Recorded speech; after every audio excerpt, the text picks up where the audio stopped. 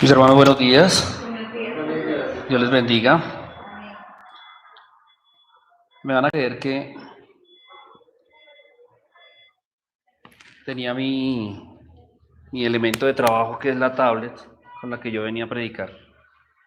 Y a último momento, cambio técnico. Menos mal que existen otros medios como el celular, donde yo llevo siempre una copia de respaldo y esa va a ser mi guía de trabajo. Entonces, no nos quedamos sin mensaje. Gracias a Dios. Entonces, vamos a ver acá cómo me logro acomodar a la enseñanza. Nunca había predicado como guía, siempre ha sido o en hojas o con mi tablet. Esta vez lo voy a enseñar a través de mi celular. Dime. ¿Necesitas corriente? No, sobrado. Sí, para la llave. No, tiene algún problema, no me está dejando abrir el archivo y me está saliendo un error, entonces oren por su pastor que no tenga un virus. La tablet, no el celular. Entonces, por algo el Señor permite que a veces tengamos que pasar por estas afugias. Si quieres enviarlo a mi correo, yo te lo hago enviar. Si me puedes hacer el favor. No, ya aquí con esto. No te preocupes. Ya nos acomodamos al momento. Mis hermanos, Dios les bendiga. Me alegro mucho verlos. He venido teniendo un trabajo fuerte de estudio en lo que tiene que ver con material que lleva siendo parte mío y de parte de mis estudios en lo que tiene que ver con la parte teológica de hace más de 30 años que llevo yo en el ministerio. Y he ido recopilando material para igual tener como elemento de base para muchas veces poder enseñar. Mucho material que en algún momento uno tiene guardado, que lo tiene ahí archivado y que muchas veces son enseñanzas que en algún momento han bendecido la vida de otras personas y que en algún momento Dios también las tiene que desempolvar y mostrarle, mira, aquí también hay parte de lo que tienes que enseñar. Y le hablaba yo al pastor de parte de mis estudios y de parte de lo que yo he venido haciendo, y él siempre me dice, ¿tienes algo con qué enseñar? Y pues lo que hay es material. Y bendito Dios, he tenido de las enseñanzas que para mí han marcado mi vida, han sido los salmos. No sé si ustedes se acuerdan, hace 20 días tuvimos una enseñanza del Salmo 23 y fue una enseñanza que en cierta forma marcó mucho parte de lo que fue el mensaje de personas que recibieron esta enseñanza frente a lo que significa el Salmo 23. Hay otro salmo que también marca mucho y que tiene una base muy primordial y es el Salmo 1. No sé si alguna vez lo hayan escuchado en su historia de vida cristiana, pero creo que muchos de los cristianos nos identificamos con este Salmo 1. Es un salmo que nos muestra una realidad en dos partes, la del creyente y la del no creyente. Los dos caminos. Yo quiero hoy que usted anote, si lleva apuntes y si usted lleva sus anotaciones, este mensaje se llamaría ¿En cuál camino te encuentras tú? Esa sería la enseñanza. Y qué bueno para que lo leamos en el capítulo 1 del versículo 1 del libro de Salmos. Voy a leerlo en la versión normalita, la Reina Valera, y la vamos a leer en otra versión que me parece también muy ideal hacerlo, que es la Biblia para todos. Se llama la Biblia al día. Esa es una versión que me parece a mí muy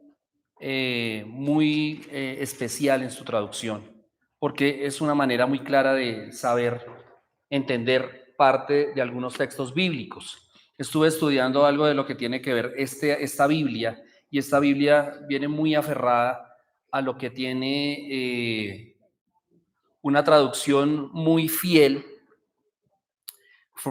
a lo que es la parte hebreica, pero llevada al lenguaje de nosotros. Siendo así que ustedes saben que hay palabras en el hebreo que tanto traducidas al castellano no existen. Entonces es algo muy complicado y algo muy complejo el entender esta parte de la traducción. Pero leamos el primer versículo del Salmo 1. Bienaventurado el varón que no anduvo en consejo de malos, ni estuvo en camino de pecadores, ni en silla de escarnecedores se han sentado, sino que en la ley de Jehová está su delicia, y en su ley medita de día y de noche. Será como árbol plantado junto a corrientes de agua, que da su fruto en su tiempo y su hoja no cae. Y todo lo que hace, ¿qué pasa? Amén. Ni así los malos, que son como el tamo que arrebata el viento, por tanto no se levantarán los malos en el juicio, ni los pecadores en la congregación de los justos, porque Jehová conoce el camino de los justos, mas la senda de los malos perecerá. Voy a leerlo en la versión que les estaba comentando. Dichosos los que no se guían por consejos de malvados, ni andan con pecador, ni se burlan de las cosas de Dios, sino que se deleitan en hacer la voluntad de Dios y día y noche meditan en sus leyes y en cómo andar en mayor intimidad con Él. Son como árboles junto a las riberas de un río que no dejan de dar deliciosos frutos en cada estación. Sus hojas nunca se marchitan y todo lo que hacen prospera. Qué distinto el caso de los pecadores. Son barridos como la paja que el viento arrastra. No estarán a salvo el día del juicio, ni serán contados entre los buenos. Porque el Señor protege los pasos de los justos, pero los pasos de los impíos conducen a la perdición. ¿Qué tal? Esa traducción es algo impresionante. Y realmente, cuando vemos el mensaje que nos habla el salmista a través de esto, nos encontramos con una verdadera poesía de lo que es realmente la vida del hombre. Y está dividida en dos caminos. Ahora, es importante entender que como introducción a esta gran colección de salmos, si alguien me recuerda cuántos salmos tiene la Biblia, 150, correcto. Este primer salmo, que es el inicio de una gran poesía, nos habla primeramente del hombre justo y su contraste con el hombre malo, ¿correcto? Y algo que es importante resaltar dentro del tema central de este texto es la importancia de la ley de Dios. O sea que para los que llevan sus apuntes, el hombre justo y su contraste con el hombre malo y la importancia de la ley de Dios. Ahora, en cuanto a este contenido, el salmista nos presenta al hombre justo, aquel que tiene su delicia en la ley de Dios, en contraste con el hombre impío, aquel que sigue el camino de los pecadores. Y por supuesto, nos va a indicar también cuál es el fin de cada uno de ellos: bendición y vida, el de los justos, y maldición y muerte, al de los impíos. En cierto sentido, el propósito del salmista es colocarnos al comienzo de estos dos caminos a fin de que tomemos la elección correcta después de informarnos sobre ambos caminos. Evidentemente, cada hombre y mujer debe optar por uno de ellos, asumir todas las consecuencias de su propia decisión.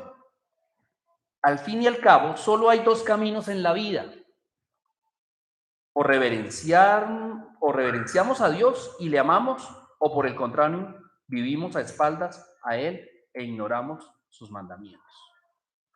Creo que muchas veces hemos estudiado este texto, lo hemos enseñado en las iglesias, y muchas veces, de pronto de manera muy literal, hemos tomado versículo por versículo. Pero hoy vamos a ver esta dirección a la cual el estudio nos va a dar para conocer un poco más y de manera más profunda lo que realmente Dios quería enseñarnos a través de este salmo. Bienaventurado el varón es la primera parte. Dichosos los que no se guían por consejos de malvados, dice en la otra versión. Bienaventurado es podemos decir una alegoría, podemos decir que es una figura de una muestra del Señor Jesucristo. ¿Qué significa bienaventurado? Doblemente feliz. Otros dicen hombre dichoso. O también, o la felicidad del varón, según el hebreo. Qué feliz el varón, podría expresar esa palabra de bienaventurado. Comienza con una verdad incuestionable. Dios desea que los hombres sean felices y dichosos. Esto es lo que significa en el término hebreo la palabra bienaventurado.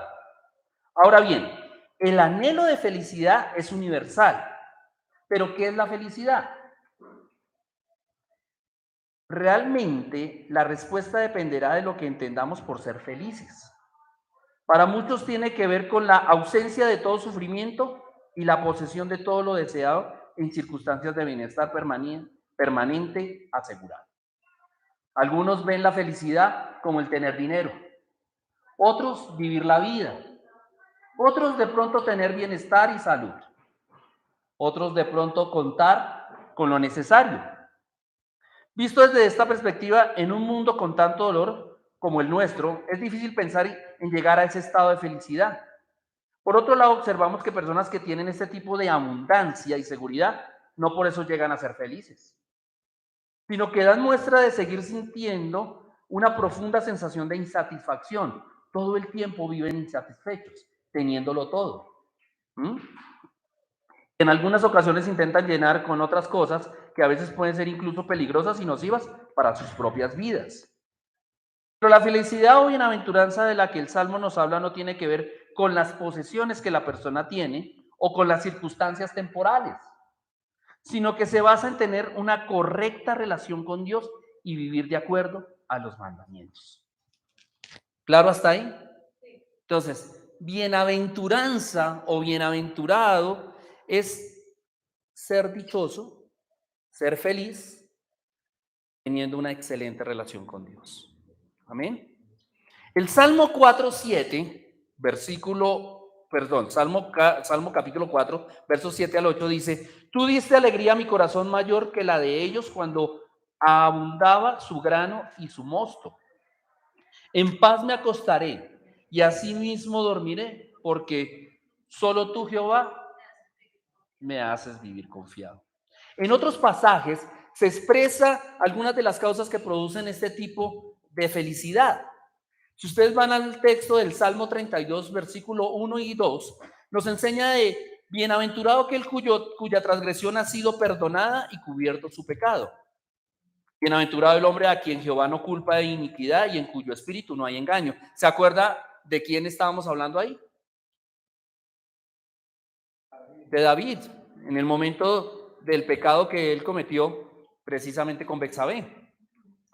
Dice el Salmo 33, bienaventurada la nación cuyo Dios es Jehová. Bienaventurado en el Salmo 2:12, bienaventurados todos los que en él confían. Job, capítulo 5, verso 17 dice: bienaventurado es el hombre a quien Dios castiga. Algo totalmente como Job 5:17. Dice Mateo 5:3, dice: bienaventurados los pobres de espíritu. Por lo tanto, puesto que esa felicidad no depende, escúcheme bien, de las posesiones y circunstancias por las que nosotros atravesemos, sino de una correcta relación, se trata de una felicidad que está al alcance de todos por igual. Y por otro lado, el salmista inspirado quiere ayudarnos a corregir la visión equivocada del hombre, que piensa que la verdadera felicidad viene por vivir dando satisfacción a todos nuestros apetitos al margen de los mandamientos de la ley de Dios. Esta es una terrible equivocación de lo que constantemente nos quieren convencer desde la televisión, la radio, el internet, las revistas, todos esos medios o caminos para alcanzar una vida plena de gozo. Pero desde la perspectiva bíblica, esta es una ilusión falsa y peligrosa. Ustedes se darán cuenta que ahorita en este momento lo que más está invadiendo a la gente es el humanismo. Y el humanismo lleva a que usted es el triunfador. Usted es el próximo campeón. Usted es el único que puede hacerlo solo. Y dejan a un Dios completamente a un lado. Y ese Dios está ahí, siempre. Escuchaba hace poco y veía algunas enseñanzas de un pastor muy reconocido que tenía un programa o tenía una predicación que decía, tú eres el campeón y tú eres el triunfador. Pero realmente era simplemente llevar de ilusiones a alguien o llevar a una congregación o a un grupo de personas simplemente a pensar que ese humanismo y esa realidad en la cual este predicador llevaba era simplemente una manera de la forma tan disfrazada como el enemigo ha entrado también en la iglesia. Amén. Ahora, si usted quiere colocarle un subtítulo a este mensaje o quiere empezar a tener un orden, vamos a ver las características del hombre justo. A continuación, el Salmo nos va a facilitar una serie de características del hombre que es verdaderamente bienaventurado o feliz. Se trata del hombre que más tarde describirá como justo y que nosotros asociamos en el Nuevo Testamento como el nuevo creyente. Notemos que empieza describiendo su carácter por medio de 3 frases negativas.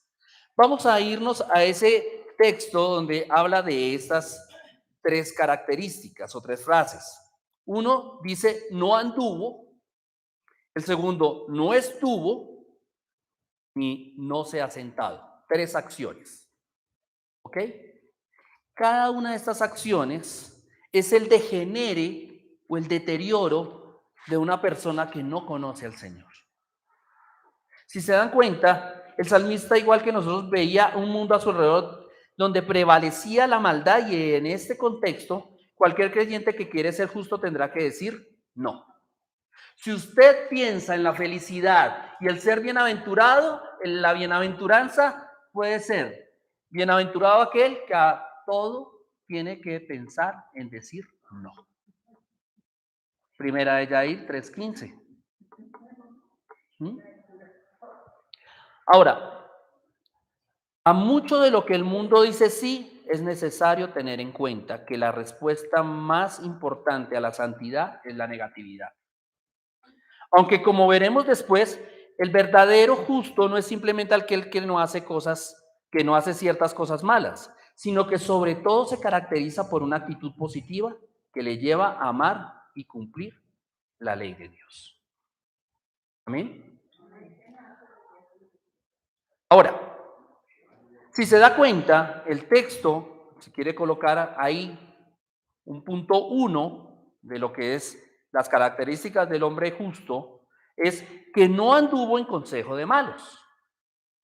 Para ser bienaventurado o feliz, la primera condición es no andar en el consejo de los malos. No andar. Esto implica necesariamente elegir bien las compañías con las que andamos. Aquí se trata de evitar caminar junto a los malos, es decir, con aquellos que habiendo roto con los principios morales de la ley de Dios, viven de espaldas a Él haciendo lo que les apetece sin someter a ninguna norma divina, simplemente dejándose llevar por sus propios deseos. El andar con los malos es peligroso porque siempre nos quieren influir con sus consejos y su forma de pensar a fin de alejarnos de Dios. Pero el hombre justo no puede establecer su estilo de vida en base a las recomendaciones o sugerencias de los hombres perfectos, sino en base a ¿qué? A la ley de Dios, correcto. Esto nos recuerda que la mente es el primer bastión que debemos defender. ¿Sí se acuerda que hablan de los elementos en Efesios capítulo 6 de la armadura de Dios? ¿Y cómo se llama? El yelmo de la salvación. ¿Para evitar qué? ¿Cómo se llama? ¿Cómo la Biblia lo señala? Los dardos del enemigo, exactamente. Entonces, dése cuenta que en ella está la llave que permite entrar a conquistar el resto de la personalidad.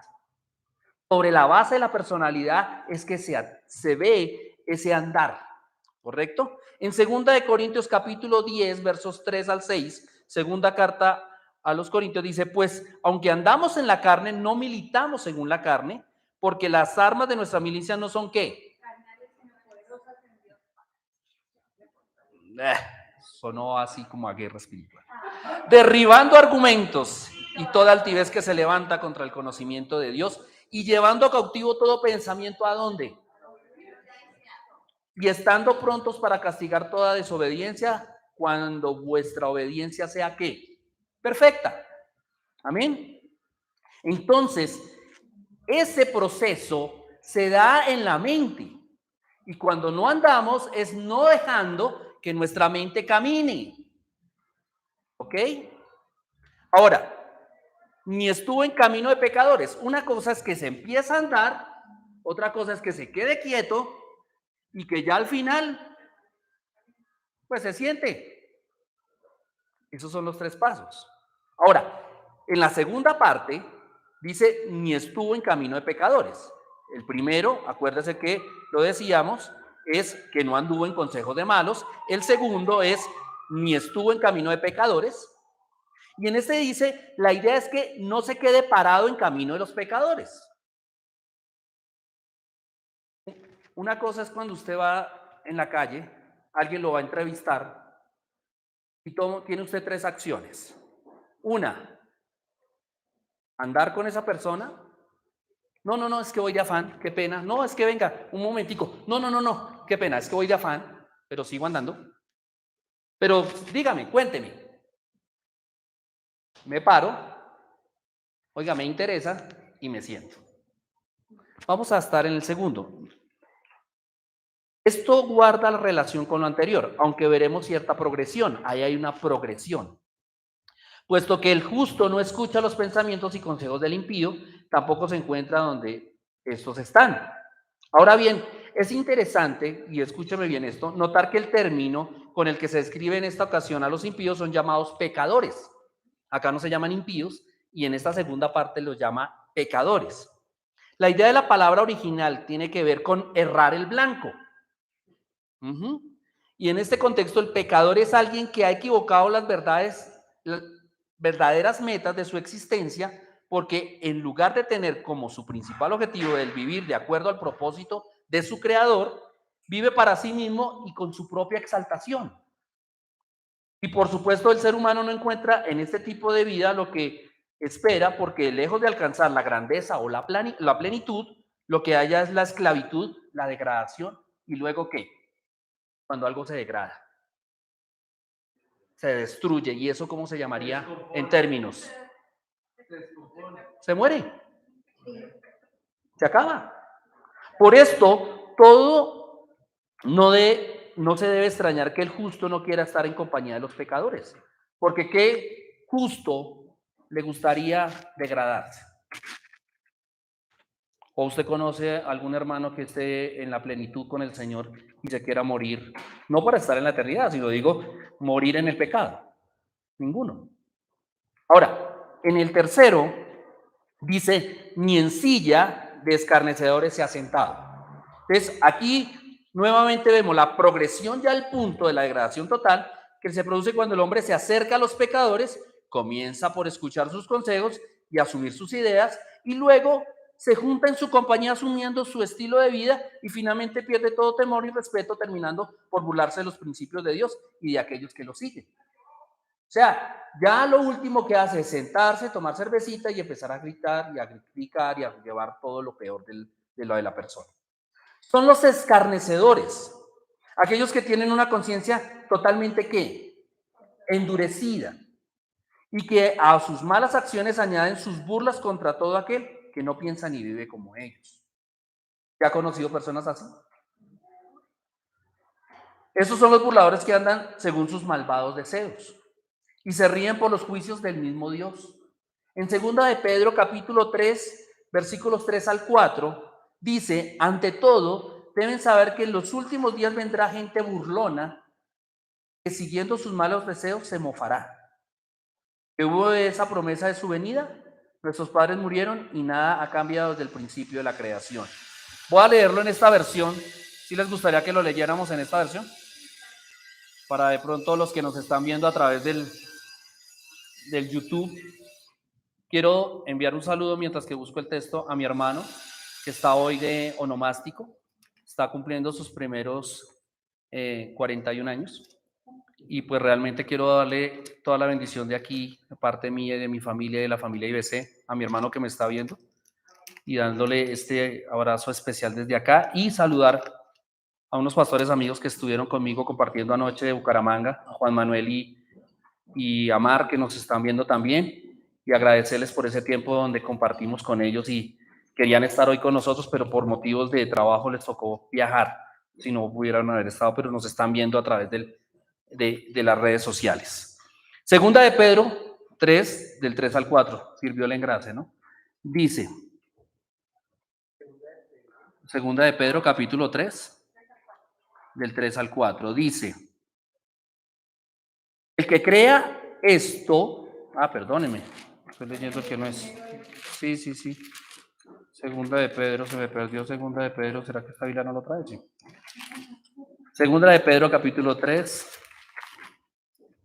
3 al 4, dice, antes que nada, deseo recordarles que en los postreros días vendrán burladores que harán cuanto de malo se les ocurra y se mofarán de la verdad de Dios. Dirán, por ejemplo, con que Jesús prometió regresar, porque no lo ha hecho ya. Apuesto a que no regresará hasta donde podamos recordar, todo ha permanecido exactamente igual desde el primer día de la creación. Increíble, ¿no? Y viene con la risa y todo esa Biblia. ¿Quién cree que de pronto la manera en que lo estaba expresando el mismo Pedro, al contarlo, lo dice de una manera muy literal en lo que en ese momento deseaban o sentían los mismos que estaban hablando en esa burla que había contra el Señor? Judas capítulo 1, Judas 1:18 dice en su único capítulo, en los postreros tiempos vendrán burladores cuyo único propósito en la vida es deleitarse en cuanto perversidad pueda ocurrírseles. Por supuesto, el justo evita pasar tiempo con esos encarnecedores, porque tanto sus conversaciones como su estilo de vida están en contra de los principios de la palabra. Y su fidelidad a Dios le impone una separación de aquellos que claramente son enemigos de Dios. Cuarto, sino que en la ley de Jehová está su delicia y en su ley medita de día y de noche. ¿Sabe? Para antes de empezar con este punto, escuchaba una enseñanza relacionada al tema y escuchaba yo la manera como muchas veces existe como ese momento en que el creyente que se deja influir por el mundo, se deja caer y muchas veces cuenta con personas que no son de buena influencia y cuando su vida no está sólida en Dios, ¿qué puede pasar? Volver atrás. Y escuchaba yo una historia algo jocosa en un pueblo donde existía un protestante que vivía en una ciudad de católicos. Resulta que un Viernes Santo, usted sabe que los católicos el viernes no comen carne. Y resulta que este hombre, todos los Viernes Santos, desde el lugar donde se encontraba, abría la ventana y hacía un asado con carne y desparramaba ese olor a carne asada por toda la ciudad. Como la ciudad era de católicos, estaban totalmente indignados porque sabían que no podían comer carne. Entonces llegaban e iban y lo que hicieron es, bueno, lo que podemos hacer es convertirlo al catolicismo para que deje de hacer esa práctica tan inmoral y tan inmunda. Entonces lo que hicieron fue llevarlo y hablarle del catolicismo y convertirlo. Entonces cuando fueron a llevarlo, el protestante efectivamente ante un cura se bautizó y el cura le dijo, con esta agua te bautizo porque creciste como protestante, te criaste como protestante, pero tu vida eterna va a ser como católico con esta agua. Se convirtió al catolicismo. Resulta que al próximo Viernes Santo llegó este protestante y al momento en que los católicos que estaban alrededor empezaron a sentir el olor a carne otra vez, pues todos indignados, pero si este man se nos convirtió, ¿cómo va a ser que huele otra vez a carne? Y pues efectivamente Llegaron y se fueron hasta la casa y vieron el humero y vieron a este hombre al frente del pedazo de carne asándole y echándole agua y escuchando ellos lo que le decía este hombre al pedazo de carne, decía, naciste de una vaca, te criaste de una vaca y con esta agua te conviertes en pescado. Esa es la manera como muchas veces queremos convertir las cosas que a veces no podemos convertir. Y aunque parece jocosa la enseñanza, nos muestra de la manera como muchas veces le echamos agua a la carne queriéndola convertir en pescado cuando no lo es. ¿Ok? Ahora, sino que en la ley de Jehová está su delicia y en su ley medita de día y de noche. Note aquí que la palabra deleita realmente no significa el tener un conocimiento o un gusto por una literatura para tener conocimiento. Alguien decía que Víctor Hugo, que es un gran escritor, decía, y gran autor, decía que él, de los libros que más se apetecía leer y que más le fascinaba por su literatura, era el libro de Job. Ustedes entenderán que Víctor Hugo nunca, o no creería yo, fuera cristiano, pero se deleitaba. Algo muy diferente a lo que el verdadero creyente hace con la palabra de Dios. El piadoso escucha, ama y se somete a la ley de Dios. Más arriba hemos señalado que la batalla empieza en el terreno de los pensamientos y que cuando se logra conquistar la mente, entonces la vida entera queda moldeada de acuerdo a sus pensamientos y de ahí la importancia de elegir bien qué tipo de influencias aceptamos. Por eso el hombre justo ya no se deleita en las cosas del mundo, sino como un recién nacido, tiene hambre espiritual y anhela ¿qué? La leche espiritual no adulterada. Eso se encuentra en 1 de Pedro capítulo 2, versos 2 al 3. Deseen como niños la leche pura de la palabra, como niños recién nacidos, así por medio de ella crecerán en su salvación, ahora que han probado lo bueno que es el Señor. Ahí está su auténtico deleite, porque en ella donde conoce a Dios y así puede llegar a establecer una relación correcta de Él.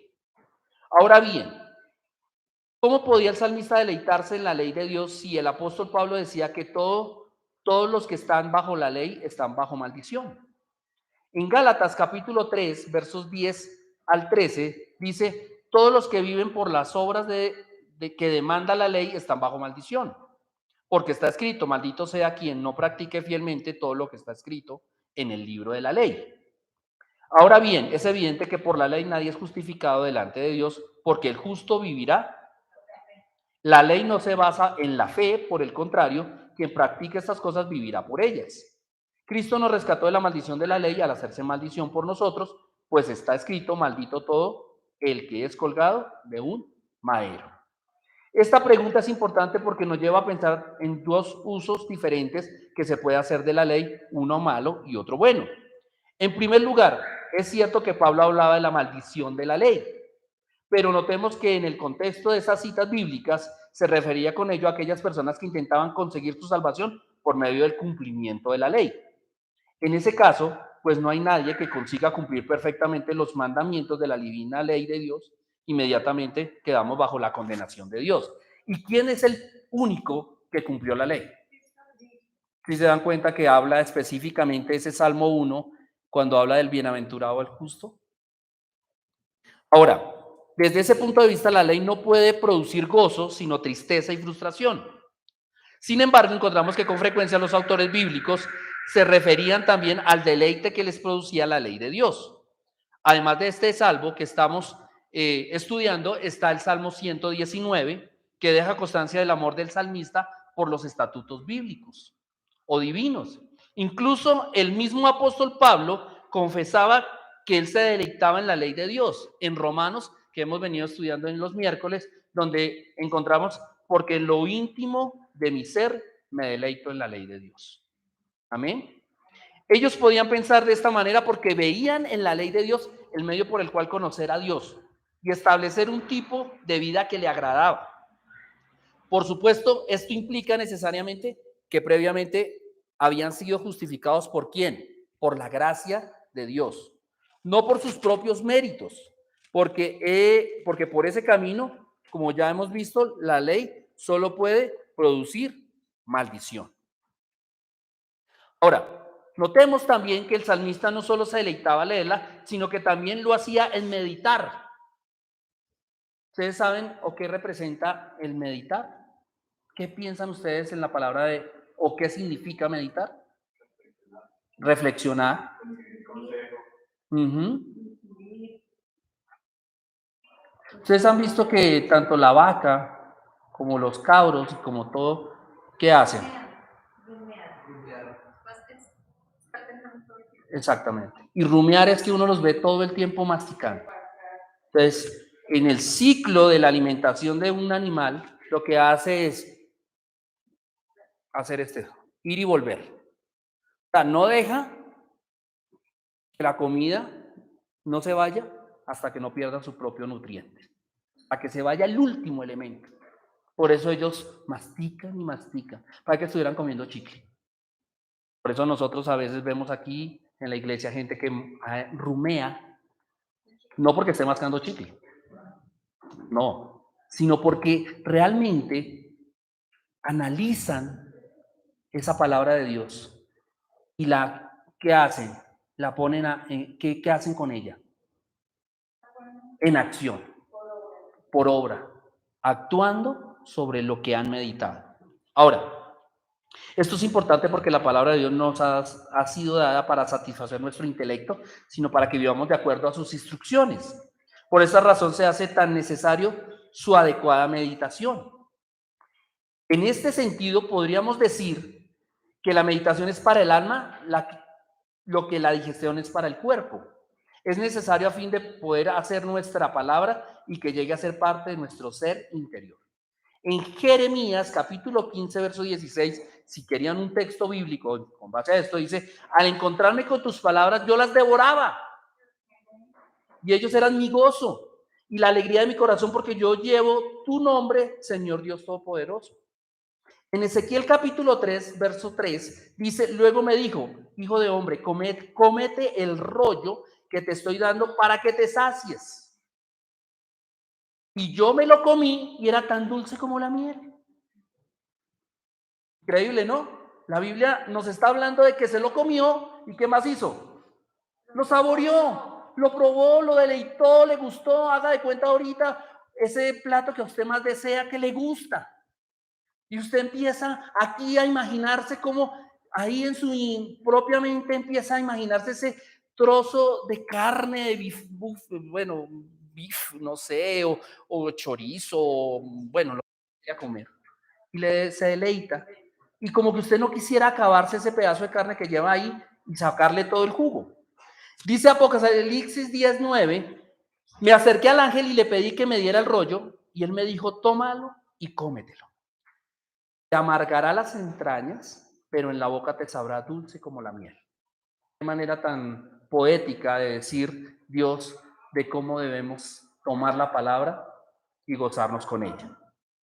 El salmista meditaba en la palabra de día y de noche, lo que implica que le acompañaba en cada momento y con ello pretendía fijarla en su mente, en el corazón, para experimentar una vida con sabor y poder. Es importante subrayar que no se trataba de una meditación ocasional.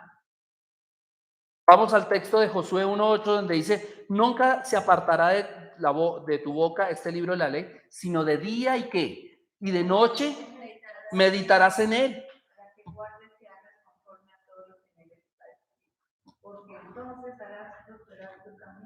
Y todo te saldrá bien. Tenemos nuestra Biblia andante, que es Sandrita. Gracias, Sandrita. Gracias, Sandrita, por estar con nosotros. Nunca cambies. El actual estilo de vida, caracterizado por la prisa, la inquietud y la ansiedad, la instantaneidad, el correr, no permite la meditación.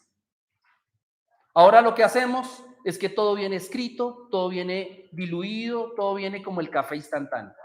Usted solamente lo que hace es medio vaso de agua caliente, una cucharadita de café y ya tiene su tinto. ¿O es así o no? En este tiempo todo ya viene molido. Y mucha gente en vez de meditar en la palabra, sentarse a estudiarla, a meditar y a sacar lo que el Señor le habla, prefiere el comentario, viene lo que otros autores hablan y no lo que enseña verdaderamente la propia meditación. En eso hay un cambio total y lo que habla específicamente el salmista. En esa razón, por lo que fue fácilmente adoptamos los criterios de la sociedad secularizada en la que vivimos. Así pues, la meditación pausada en la palabra es una de las grandes necesidades que la Iglesia del Señor no tiene en este tiempo. Ahora vamos a mirar la otra parte, el fin del camino de los justos. Ahora nos vamos al otro lado. Estamos viendo el fin del camino de los justos. ¿Cuál es el camino de los justos? ¿Cuál será en este caso el resultado de la justicia de este hombre, del bienaventurado que hablamos? El primero será como árbol plantado junto a corrientes de agua. Ahora, el salmista compara el justo con un árbol plantado, no como aquel que simplemente es transportado de lado a lado, sino que se fija, pero ¿fijado en qué? ¿En qué se fija ese hombre al cual Dios establece como el hombre que es como un árbol? Alguien que tiene un principio firme, de voluntad firme. ¿En quién? En Dios. Quizá él pensaba en algunas regiones de Israel que se caracterizaba por su aridez y escasa vegetación por causa de la falta de agua. Pero en medio de esta tierra desértica, de vez en cuando se producía el milagro de algunos espacios donde de repente aparecía una vegetación exuberante.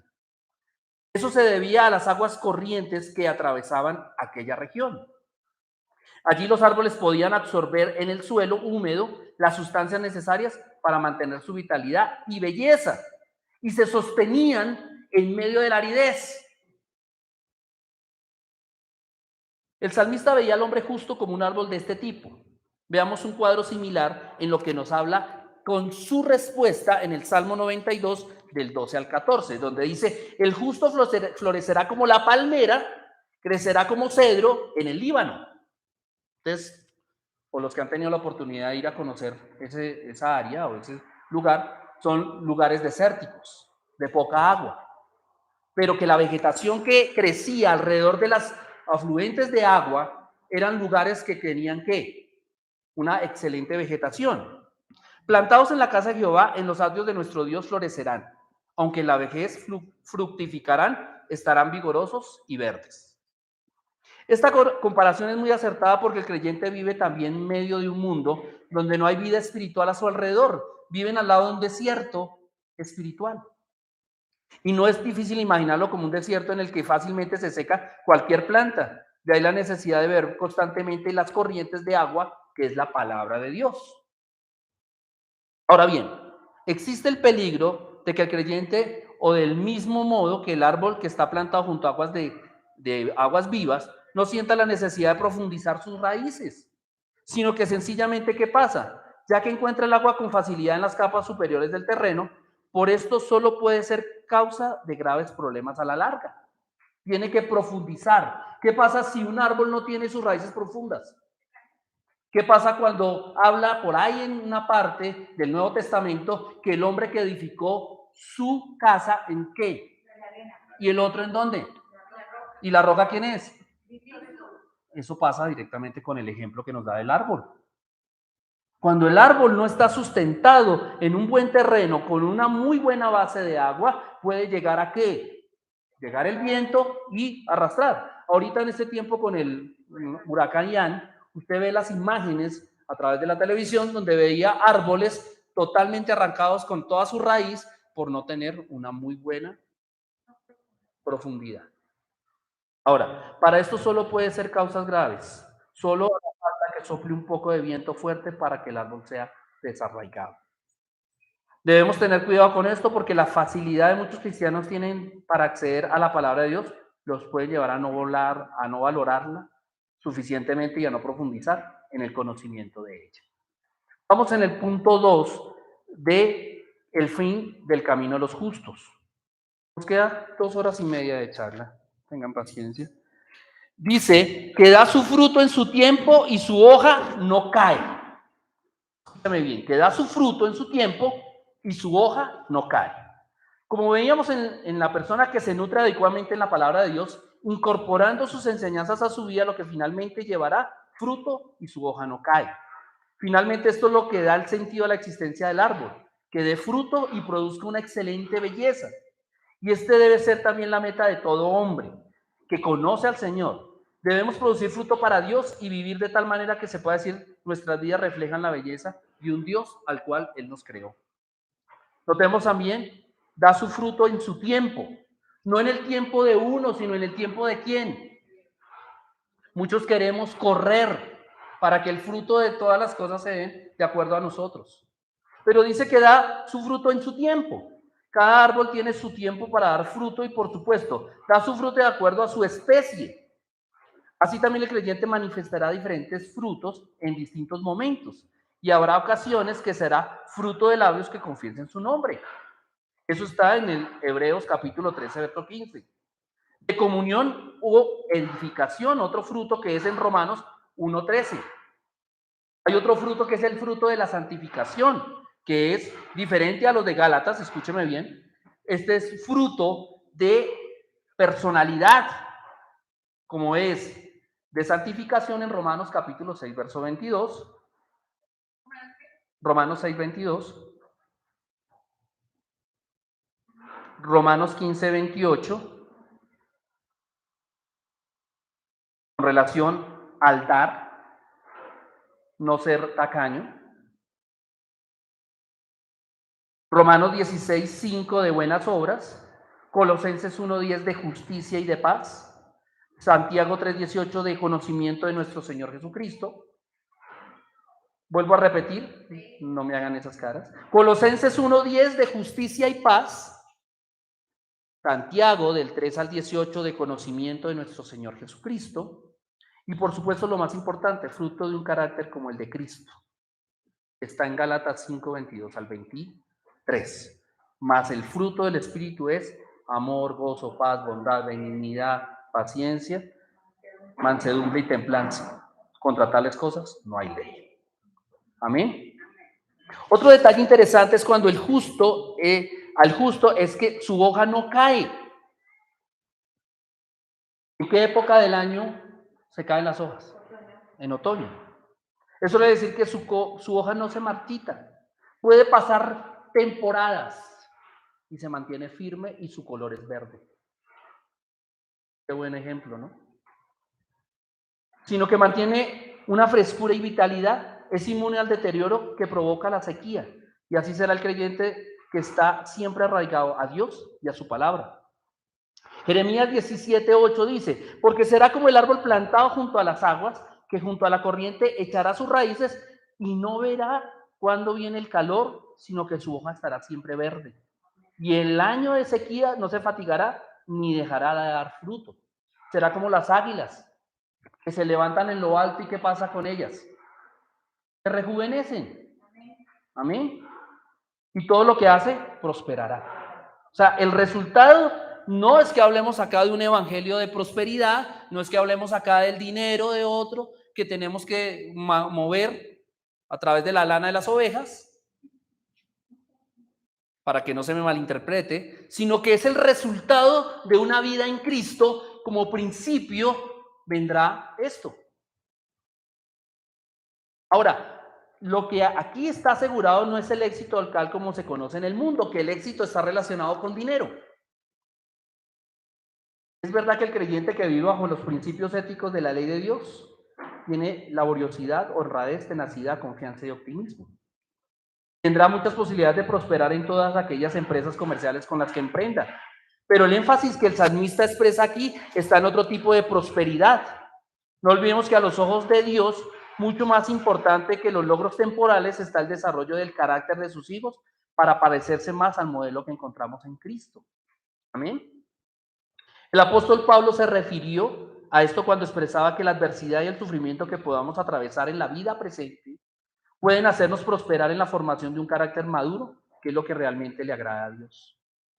Romanos capítulo 5, versos 3 al 5, Romanos 5, 3 al 5, para los que nos están viendo a través de YouTube o Facebook, dice, y no solo esto, sino que también nos gloriamos en la tribulación, sabiendo que la tribulación produce paciencia, y la paciencia prueba, y la prueba esperanza, y la esperanza no avergüenza, porque el amor de Dios ha sido derramado en nuestros corazones por el Espíritu Santo que nos fue dado. Amén. ¿Cómo vamos? ¿Seguimos? ¿Paramos? ¿Seguimos? Ok. No olvidemos que en este último término lo realmente importante y en lo que debemos prosperar es en la obra de Dios. Esa es la prosperidad que el Señor también habla. Realizarla dentro de nosotros mismos, porque esto acompañará la eternidad no solamente del mundo en que estamos, sino de aquellos que amamos, y no debemos dejar sin llevarle la palabra de Dios. Prosperar en llevar la palabra de Dios. Vamos con la segunda parte, que es el hombre malo. Ahora hablábamos del hombre ¿qué? Bueno. Ahora vamos a hablar del hombre malo. Dice, en contraste al hombre bueno, o el camino bueno y el camino malo, como decíamos ahorita en la primera parte o con el título del mensaje, en contraste, esto significa, ahora el hombre malo, también descrito en otras partes como el perverso o el inicuo. Varias de sus características ya han aparecido anteriormente, pero ahora se dan otras más. Veamos algunos detalles de los malos. Son como el tamo que arrebata el viento. Cuando se lleva el trigo a trillar, acuérdense que normalmente para sacar del grano que sirve para en el momento en que se va a sacar el cascajo o la cáscara, lo que hacen es coger ese trigo, lo echan al aire y el viento bota esa cáscara o ese cascajo viejo, y lo que hace caer es ¿qué? ¿Por qué? Porque es lo que pesa. ¿Ok? Eso significa que cuando era lanzado el aire y el grano por su mayor peso cae al suelo, mientras que el tamo es ese polvo o paja muy menuda, lo recubre o son llevados por el viento, es comparado aquí como ese tipo de hombre que se distingue por lo insustancial, por lo inconstante, que el viento se lo lleva. Tal vez puede ser rico y poderoso, divertido, alegre, pero carece de las cualidades esenciales del hombre que conoce a un Dios. Puede tenerlo todo. Por otro lado, la figura nos indica cuál es el verdadero valor de estas personas. Personas a las que a veces nosotros admiramos como artistas, estrellas de cine, futbolistas, cantantes y multimillonarios. Quizás desde la perspectiva del mundo, esas personas pueden ser súper influyentes. Pero en la presencia de Dios no dejan de ser humo, neblina, que dispersa el viento. Qué triste cuando los creyentes tienen a este tipo de personas como sus puntos de referencia en la vida y los imitan. Cuando llegan y se desaparecen, porque uno los ve en escándalos y en situaciones, uno veía una figura firme, pero realmente lo que hace el mundo es desenmascararlo. Es el viento que el mundo los muestra tal como es, pero los que verdaderamente quedan son aquellos que tienen la palabra de Dios. Una vez que la mies estrellada ya ha sido aventada, el campesino solo le preocupa el grano. La paja queda a merced del viento porque no sirve para nada. Por supuesto, esto no quiere decir que las obras de ciertas personas que conocen a Dios carezcan de todo valor social. Pensamos, por ejemplo, en las apartaciones o en las investigaciones científicas, reformadores sociales o mentores han podido hacer por la humanidad.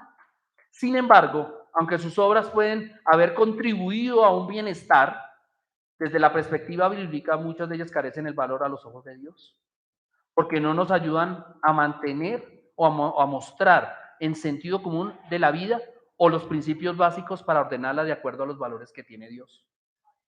Puede ser avances tecnológicos o en el campo de la salud que nos facilitan una mejor calidad de vida, no se niega eso, pero no logran mejorarnos moralmente, ni tampoco librarnos de nuestros odios y desmesuradas ambiciones. La perspectiva correcta es la que nos ofrece la Biblia para Dios.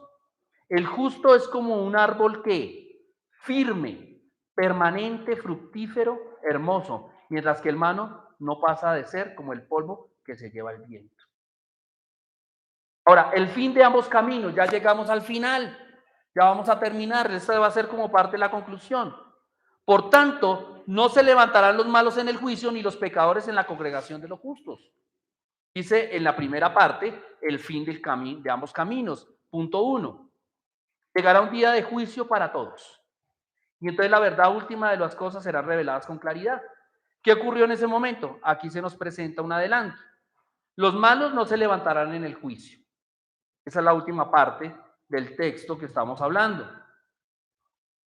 Eso es el versículo 5. Cuando Dios se disponga a juzgar a los hombres conforme a sus principios de justicia, los malos sentirán una profunda vergüenza y no podrán levantarse para defenderse. Por supuesto, no es esto lo que ocurre hoy, cuando los impíos hacen prevalecer su voluntad y logran incluso cambiar las leyes para que se adopten a sus preferencias. Pero no será eso lo que ocurrirá en el alto tribunal de Dios. Allí la justicia prevalecerá eternamente. Ahora, es frecuente encontrar que a lo malo se le llame bueno y de lo bueno se dice que es malo. También la cizaña se camufla entre el trigo, pero todo se dejará de ocurrir cuando Dios juzgue a quienes, a buenos y a malos. Entonces todo quedará al descubierto y será juzgado de acuerdo a los principios divinos, colocando cada cosa en su lugar. Los pecadores no se levantarán en la congregación de los justos. ¿El destino final del justo cuál será? ¿Qué creen ustedes? Exactamente. Y los pecadores quedarán completamente separados. Los impíos no formarán parte de la eternidad. Escúcheme bien eso. Porque Jehová conoce el camino de los justos, mas la senda de los malos perecerá. El juicio divino se desarrollará de acuerdo al conocimiento exacto e íntimo que Dios tiene de cada hombre. Cada uno de nosotros Dios lo conoce y sabe cuál es nuestra actitud correcta ante Dios. Por lo tanto, será un juicio justo. No será bajo nuestras obras, sin equivocaciones. Y aquí se nos anticipa cuál va a ser el fin tanto del camino de los justos como de la senda de los malos. Vemos que mientras Dios aprueba con complacencia la vida de quien le obedece, el camino de los malos desaparecerá, dejándolos en una situación de perdición a la deriva. Tanto sus proyectos y planes serán como el tamo. Volarán en medio de todo. Muchas personas hablan del juicio de Dios como si no tuvieran idea de cuál será el veredicto que escucharán de él. Pero vemos que no hay base para esa incertidumbre, porque Dios ya ha revelado de antemano lo que va a ocurrir. Es más, en muchas ocasiones, un adelanto de lo que a muchas personas les va a suceder.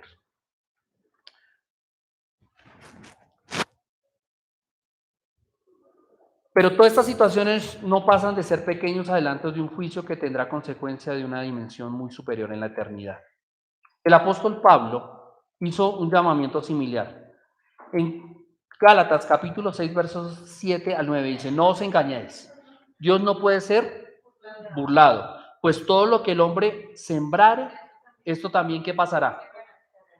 Porque el que siembra para su carne, de la carne segará corrupción. Mas el que siembra para el Espíritu, del Espíritu segará vida eterna. No nos cansemos pues de hacer el bien, porque a su tiempo segaremos si no desmayamos. Final, todos nosotros nos encontramos constantemente ante estos dos caminos y hemos de decidir con cuál de los dos escogeremos. Tú eres el de la elección. ¿El camino estrecho y el poco transitado? ¿O el camino abierto, la puerta abierta y grande? Acuérdese de una historia, con esto cierro ya el mensaje, de una mujer, como fue Marta, y una mujer llamada María.